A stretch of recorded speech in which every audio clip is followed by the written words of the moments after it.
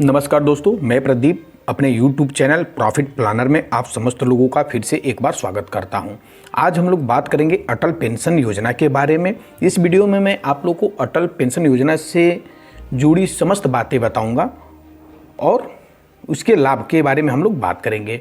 दोस्तों, इस वीडियो को आप पूरा अवश्य देखिएगा और आपसे एक निवेदन है कि वीडियो देखने के बाद अगर यह वीडियो आपको पसंद आता है तो वीडियो के अंत में सब्सक्राइब मेरे चैनल को अवश्य करिएगा। आपके एक सब्सक्राइब करने से मेरा मोटिवेशन बना रहता है और मुझे प्रेरित करता रहता है कि मैं और वीडियो बनाऊं। तो चलिए हम लोग आगे बात करते हैं और बढ़ते हैं इस वीडियो पर। तो दोस्तों, चलिए हम लोग बात करते हैं अटल पेंशन योजना के बारे में विस्तृत रूप से। इसका एक स्लोगन है, APY का साथ है तो जीवन का सुरक्षा कवच साथ है। सबसे पहले हम लोग जानेंगे अटल पेंशन योजना के बारे में। एक्चुअली जो अटल पेंशन योजना है इसकी घोषणा की गई थी वित्तीय वर्ष 15-16 में और इसको जो लागू किया गया था वह 1 जून 2015 को इसको लागू कर दिया गया था सरकार के द्वारा। इसका जो उद्देश्य था या उद्देश्य था नहीं है, इसका यह उद्देश्य है कि जो असंगठित क्षेत्र के श्रमिक हैं, जैसे मजदूर वर्ग है, दुकानदार हैं या कोई भी असंगठित क्षेत्र का है, उसको एक रिटायरमेंट के बाद या उम्र के 60 साल पूरे होने के बाद उसको एक ऐसी पेंशन दी जाए या एक इतनी धनराशि दी जाए कि वह अपना जीवन बेहतर तरीके से गुजार सकता है। इसी के लिए इसकी शुरुआत की गई थी। इसमें जो इसकी पात्रता है, जो एलिजिबिलिटी है, कौन कौन लोग एलिजिबल हो सकते हैं इस योजना को पाने के लिए या इस योजना में आने के लिए, वह है उसमें सबसे पहले 18 साल आपकी उम्र मिनिमम होनी चाहिए और मैक्सिमम उम्र आपकी 40 साल होनी चाहिए। अर्थात 18 से 40 के मध्य ही आपकी उम्र होगी, तब आप इस योजना के पात्र हो सकते हैं। दूसरी चीज, आपका एक बचत खाता बैंक में होना चाहिए, वह सरकारी बैंक हो या प्राइवेट बैंक हो या डाकघर में हो, कहीं भी एक आपका बचत खाता होना चाहिए। उसी खाते से आपको लिंक किया जाएगा आपकी APY को और वह खाता तब काम आता है जब आपका अमाउंट या जो किस्त जिसको कहा जाए किस्त है वो डिडक्ट होती है उसी खाते से आपकी। दूसरी चीज बात आती है जो इस योजना के पात्र नहीं हैं। हमने पहले बात की थी कि कौन लोग इस योजना के पात्र हैं, तो वह तो आप जान गए। अब इस योजना के पात्र कौन लोग हैं वह बात हम लोग कर चुके हैं, सॉरी। अब इस योजना के कौन लोग पात्र नहीं है इसकी बात हम लोग करते हैं। तो सबसे पहले जो आयकर दाता हैं, अर्थात जो इनकम टैक्स देते हैं, वह लोग इस योजना को नहीं ले सकते। दूसरे, किसी भी सामाजिक सुरक्षा योजना या पेंशन योजना या कर्मचारी भविष्य निधि के अंतर्गत संरक्षित कर्मचारी हो या लोग हों, वो भी इस योजना में शामिल नहीं हो सकते। तीसरा, अप्रवासी भारतीय, कोई भी अप्रवासी भारतीय हो, दूसरे देश की नागरिकता लेके वहाँ पे रहता हो, वह भी इस योजना को नहीं ले सकता। उसके बाद हम लोग बात करेंगे योगदान। योगदान में हम लोग बात करेंगे कि जो किस्त होगी वह हम लोग कैसे जमा करेंगे। तो किस्त आप 3 तरह से जमा कर सकते हैं, या तो मासिक रूप से जमा करिए, या तो त्रैमासिक जमा करिए, या तो छमाही जमा करिए। आप तीनों में से एक विकल्प अपना सकते हैं और यह विकल्प आपको दिया जाता है जब आप फॉर्म भरेंगे, APY का फॉर्म लेंगे, उसी समय यह विकल्प आपको दिया जाता है कि आप मासिक विकल्प अपनाना चाहते हैं, त्रैमासिक अपनाना चाहते हैं या छमाही अपनाना चाहते हैं। जो भी आप विकल्प फॉर्म में देंगे वही आपको लागू कर दिया जाएगा। उसके बाद बात आती है देखभाल और अनुश्रवण की, अर्थात कौन सी ऐसी संस्था है जो APY अर्थात अटल पेंशन योजना को देखती है। तो जैसे NPS को या जो भी पेंशन निधि है या पेंशन से संबंधित जो भी स्कीम है उनको PFRDA देखता है, अर्थात पेंशन निधि विनियामक और विकास प्राधिकरण। वही NPS को भी देखता है और वही APY अर्थात अटल पेंशन योजना को भी देखता है। यह सरकार की गवर्निंग बॉडी है जो सरकार की देखरेख में और उनके संरक्षण में ही चलती है। ये कोई प्राइवेट बॉडी नहीं है, ये सरकार की ही एक बॉडी है। उसके बाद अब खाता कहाँ खुलवा सकते हैं, हम लोग तो कुछ बात कर लिए, जान गए।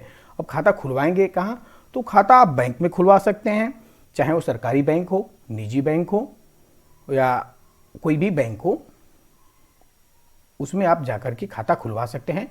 आपको एक पन्ने का फॉर्म दिया जाता है, काउंटर पे जाएंगे, एक पन्ने का फॉर्म लेंगे, फॉर्म को फिलअप करेंगे और देंगे तो आपको खाता खोल दिया जाएगा। उसी तरह डाकघर में भी सेम वही प्रक्रिया है। डाकघर में भी आपका अगर बचत खाता है तो डाकघर में भी खुलवा सकते हैं, या बैंक में अगर बचत खाता है तो बैंक में खुलवा लीजिए, या ऑनलाइन की भी प्रक्रिया है। मैं कभी वीडियो बनाऊंगा तो वह भी आपको दिखा दूंगा कि आप कैसे ऑनलाइन खाता खोल सकते हैं। हाँ दोस्तों, एक और चीज़ मैं आपसे बताना चाहूँगा कि अगर आप एनपीएस के बारे में जानना चाहते हैं, जो एक पेंशन की ही स्कीम है, तो मैं उसका लिंक भी डिस्क्रिप्शन बॉक्स में डाल दूंगा, या ऊपर आई बटन में आप क्लिक करके देख सकते हैं। अब अटल पेंशन योजना के लाभ क्या क्या हैं, कोई क्यों लेना चाहेगा अटल पेंशन योजना, तो एक निश्चित मासिक पेंशन आपको इसमें दी जाती है। जैसा कि हम लोग बात कर रहे थे, एक निश्चित मासिक पेंशन की, वह इसमें दी जाती है। और वह मासिक पेंशन जो है 1,000 रुपये है, 2,000 रुपये है, 3,000 है, 4,000 है और अधिकतम 5,000 है। यह आपको दी जाती है, आप इसको अपना सकते हैं। और यह कब डिसाइड होता है, यह आपकी उम्र और आपके प्रीमियम के हिसाब से डिसाइड होता है। जैसा कि आप चाहेंगे, 1,000 लेना चाहेंगे, 2,000 लेना चाहेंगे, 3,000, 4,000, 5,000, कितनी की धनराशि आप पेंशन के रूप में प्रति माह लेना चाहते हैं, जब आप फॉर्म भरेंगे उसी समय आपको यह जानकारी देनी होगी। और जब आप यह जानकारी देंगे तो आपकी उम्र के हिसाब से आपको एक किस्त बताई जाएगी कि कितनी किस्त आपको लगेगी उस धनराशि को लेने में। दूसरी चीज़, पेंशन की धनराशि चुनने की आज़ादी आपके पास है। मैंने अभी वही बात की कि 1,000 लेना चाहें, 2,000, 3,000, 4,000 या 5,000। सुरक्षित भविष्य, इसमें आप भी कवर होते हैं, आपकी जो नॉमिनी रहते हैं वो भी कवर किए जाते हैं, चाहे पति पत्नी में से कोई भी हो। तो भविष्य दोनों लोगों का सुरक्षित रहता है। और वही चीज़ें, पति और पत्नी दोनों का भविष्य इसमें सुरक्षित है। आगे हम लोग बात करेंगे subscriber contribution chart and calculator. हम लोग यहाँ से देखेंगे कि कितने धनराशि पे कितना हमको किस्त देना पड़ेगा और कितने उम्र पे कितनी किस्त हमारी आएगी प्रति माह, या त्रैमासिक या छमाही। तो चलिए मैं आपको वह दिखाता हूं। तो देखिए दोस्तों, यह एक चार्ट खुला हुआ है। इसमें आप देखेंगे कि आपकी उम्र के हिसाब से कितनी किस्त बनेगी और आप कितने का पेंशन चुनना चाहते हैं, कितना पेंशन लेना चाहते हैं, उस हिसाब से आपकी उम्र के हिसाब से कितनी किस्त बनेगी।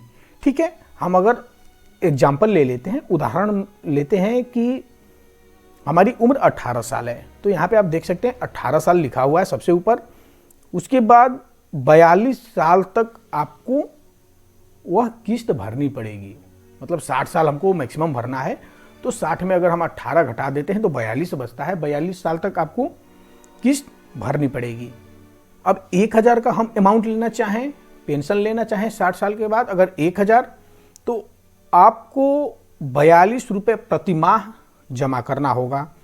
अगर आप त्रैमासिक जमा करते हैं तो 127 रुपये जमा करना होगा, और छमाही जमा करना चाहते हैं तो 256 रुपये आपको जमा करने होंगे।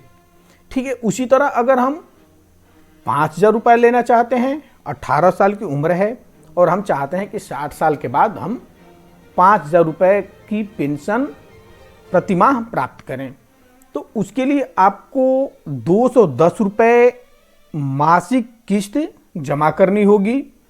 634 रुपये अगर आप त्रैमासिक जमा करना चाहते हैं तो 634 रुपये, और अगर आप हाफ ईयरली जमा करना चाहते हैं तो 1281 रुपये जमा करनी होगी।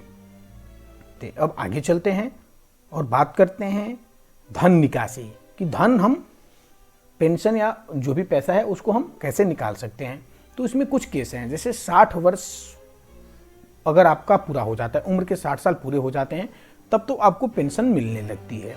चाहे वो यह 1,000 हो, 2,000 हो, 3,000, 4,000, 5,000, जो भी पेंशन आप सिलेक्ट किए हैं, चूज किए हैं, वह मिलना शुरू हो जाती है।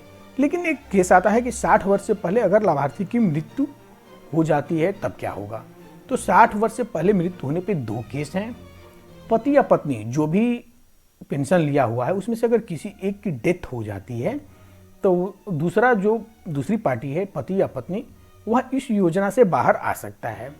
जब इस योजना से बाहर आएगा उस समय जितनी धनराशि इसकी जमा हुई रहेगी उस पर ब्याज जोड़ के और जो चार्जेज बैंक के होते हैं उसको काट के वापस कर दिए जाएंगे संबंधित नॉमिनी को।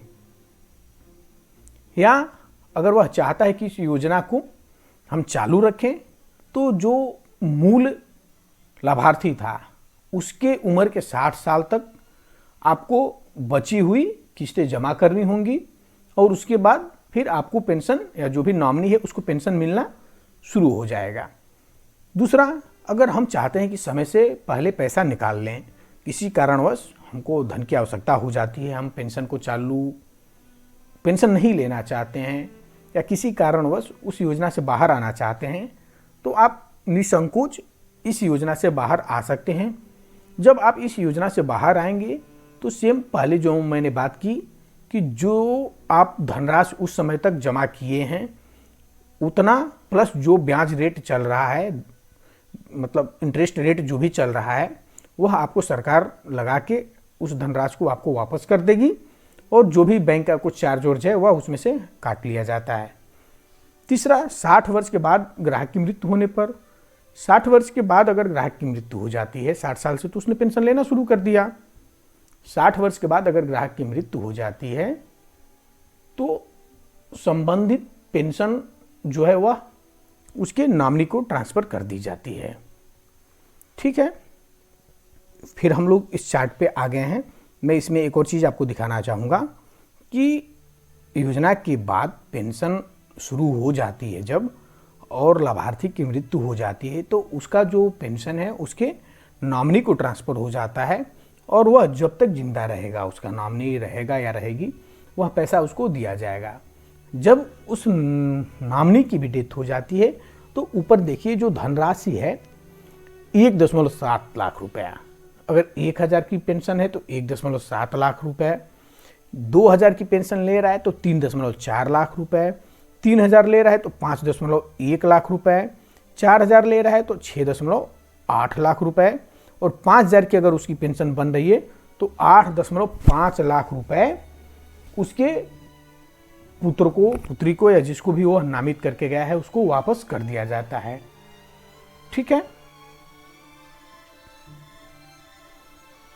अब बात आती है कि हम अपनी इस योजना को चला रहे हैं, किसी कारणवश हम इस योजना को आगे नहीं बढ़ा पाए, एपीवाई अटल पेंशन योजना को आगे नहीं बढ़ा पाए, अर्थात योगदान की राशि में कहीं अगर चूक हो जाता है, किस्त कटने में चूक हो जाता है, तो उस केस में क्या होता है, अगर आपका जो किस्त है 100 रुपये प्रति माह तक है, जो मासिक किस्त 100 रुपये प्रति माह तक अगर है तो उसके लिए 1 रुपये आपको दंड भुगतना होता है जो आपके खाते से ही काट लिया जाता है। अगर वही किस्त आपकी 101 रुपये से लेके 500 रुपये तक है तो उसके लिए 2 रुपये प्रति माह की शुल्क की अदायगी आपको करनी पड़ती है।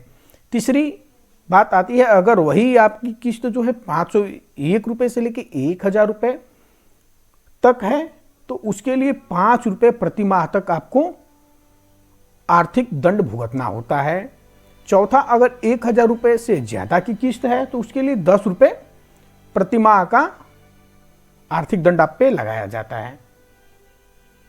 अंशदान की राशि के भुगतान को अवरुद्ध करने पर, अगर किसी कारणवश आप जो भी अंशदान आपका है मासिक, त्रैमासिक, छमाही, अगर उसको अवरुद्ध करते हैं तो क्या होगा, उस केस में 6 माह के बाद आपका खाता फ्रीज कर दिया जाता है, 12 माह के बाद आपका खाता जो है उसको निष्क्रिय कर दिया जाता है और 24 माह के बाद आपका खाता बंद कर दिया जाता है। अब क्या है कि कुछ अन्य विशेषताएं इस योजना की हैं, वह मैं आपको बता रहा हूं। देखिए, आप अपने सुविधा अनुसार धनराशि कटाने की राशि चुन सकते हैं, अर्थात आप जो किस्त जमा करेंगे, महीने की किस तारीख को, किस दिनांक को आपके खाते से वह धनराशि कटनी है, वह आप चुन सकते हैं। ऑटो डेबिट हो जाएगी आपके उसी समय खाते से। ठीक है, देखिए मैंने दूसरे नंबर पे लिखा भी है कि आपके खाते से ऑटो डेबिट हो जाएगा। अगर आप अविवाहित हैं तो इस दशा में आपको नॉमिनी बनाना होगा। और विवाहित की दशा में क्या होता है कि बाय डिफ़ॉल्ट पति या पत्नी जिसका भी खाता खुल रहा है उसका अपोजिट वाली पार्टी, अगर पति है तो पत्नी, पत्नी है तो पति, बाय डिफ़ॉल्ट नॉमिनी हो जाएंगे। ग्राहक वर्ष में एक बार पेंशन राशि घटाने या बढ़ाने का विकल्प चुन सकता है। अगर ग्राहक चाहे तो साल भर में एक बार भाई 5,000 से 4,000, 3,000, 2,000, 1,000 या 1,000 से चाहे तो बढ़ा के 5,000 तक की धनराशि चुन सकता है या उसका विकल्प चुन सकता है। उसके बाद अप्रैल में ऑटो डेबिट का मोड बदलकर मासिक, त्रैमासिक या छमाही किया जा सकता है। जैसे हमने योगदान में देखा था कि हम जो अपना योगदान कर सकते हैं वह या तो मासिक कर सकते हैं, त्रैमासिक कर सकते हैं या छमाही कर सकते हैं। लेकिन किसी कारण से छमाही में हमें लग रहा है कि अमाउंट ज़्यादा हो जा रहा है, हम नहीं भी बियर कर पा रहे हैं, तो उसको त्रैमासिक में बदल सकते हैं। त्रैमासिक में लग रहा है कि ज़्यादा हो रहा है तो मंथली में उसको कन्वर्ट कर सकते हैं। तो वह अप्रैल में हम उसका मोड को बदल सकते हैं। तो दोस्तों, यह वीडियो आपको कैसा लगा कमेंट बॉक्स में लिख करके मुझे अवश्य बताइएगा। और इस योजना से संबंधित अगर आपको कोई और जानकारी चाहिए तो वह भी कमेंट बॉक्स में लिख करके मुझसे पूछ सकते हैं। मैं भरसक प्रयास करूंगा कि आपको उसके बारे में बता सकूं।